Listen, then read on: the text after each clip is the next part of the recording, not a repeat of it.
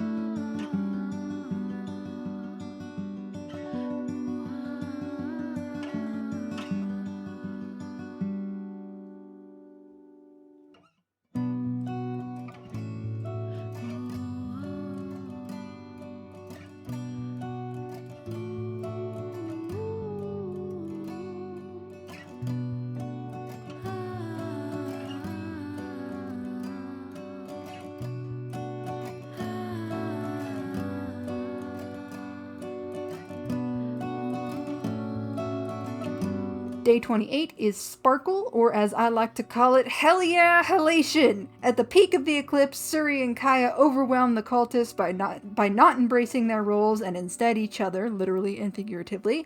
I feel like Kaya's transformation was expected. I mean, they needed a demon, actually, but Suri's acceptance instead of attacking was not. Instead of an angel and a demon, which are already terrifying, you're dealing with a symbolic angel and demon with human free will, bitches! Have I used the eclipse a lot here? Maybe, but it was my best marker for where and when they were. This all takes place on the same day, as opposed to the others, which could have been at any point in time.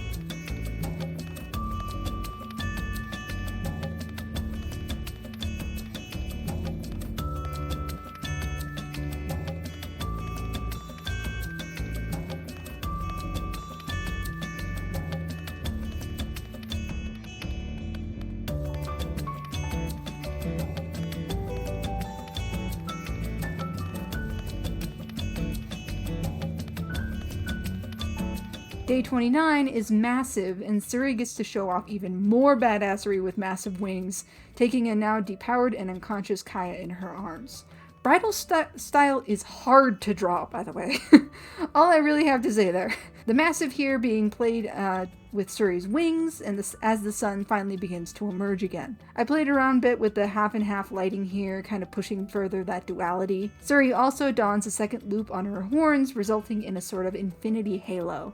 This is like Archangel stuff in my usual angel designs. And now it's Suri's turn to stare down the cultists. She's also covered Kaya in one of their robes, so who knows who's alive, dead, and or naked. Mainly I just wanted to give Kaya some modesty somewhere, because somewhere around remove, she also seemed to remove her shirt, and I didn't have any other way to cover up her nips here. Not trying to get flagged for anything, even though just having nipples exposed shouldn't do that, but that's another useless rant for another day. Besides, she was probably cold anyways.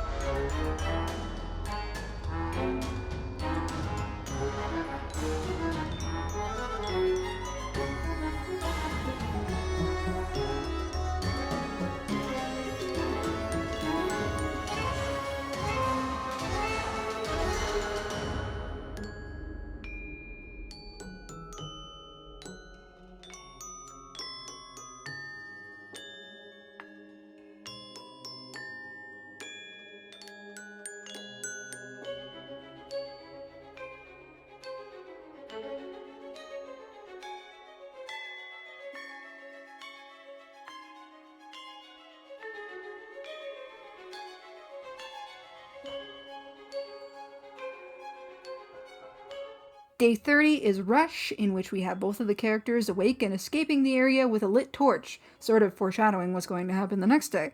It seems as though the majority of their changes are sort of shrinking back to a manageable size, if not going away overall. So overall, I'm pretty sure they're rushing to get out of there before their wings are too small to fly. They always kind of have been, but again, Jewish fantasy. This feels like the first green piece of these monochrome days to look more immediately like natural and good to me. I also added some touches of blue in the darker areas for variety and pop, and I think that turned out really cool. Kaya still sort of just has the robe laying on top of her like a blanket, although it is like clasped in the front.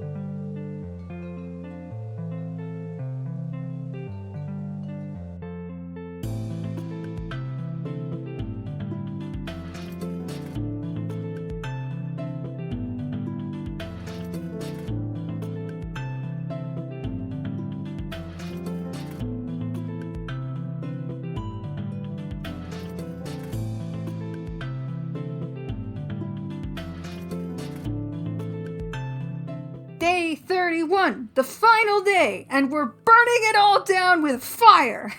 I think that this was also the reason the two were so rushed to escape in the previous day. They probably set the whole cult ablaze before flying out. A little parting gift for all the girls who couldn't make it out before them. I have another little 2-panel comic to seal it off with a kiss. I felt like it was needed. Initially, I thought their first pose would just be holding hands, but instead I made a little celebratory head tup that led from laughing and adrenaline to a brazen kiss from Kaya. Kissing is also hard to draw, but we all probably already knew that. I think that's a regular woe among artists. I think despite that, this turned out really well. I had to resize some parts here and there, but still. I colored everything initially in with just black and white for another attempt at gradient mapping, with a little bit of alteration just to make sure everything popped. Initially, I thought maybe I could make a rainbow gradient of my own to wrap the whole sort of rainbow cycle theme up, but instead I went for a more pastel, warm palette that is still pretty rainbow in spirit. It isn't the actual color of everything, but it also breaks that original cycle, plus it adds to the whole fire theme. It took me some time to sort it out, but I really like how soft and warm and just pastel everything looks. I also finished this a little bit earlier in the day, so that I had more time to prepare for the Halloween festivities. This is going up right at the start of November, but I always feel like holidays tend to have all this warm up but no cool down, and the suddenness of it all ending is just so abrupt. So, how was your Halloween? Did you dress up? I did. I was a drowned pirate. We didn't get many trick-or-treaters, though. It was cold, and I think that it's really just kind of died down around here in recent years. A little sad. We have a bunch of leftover candy, though.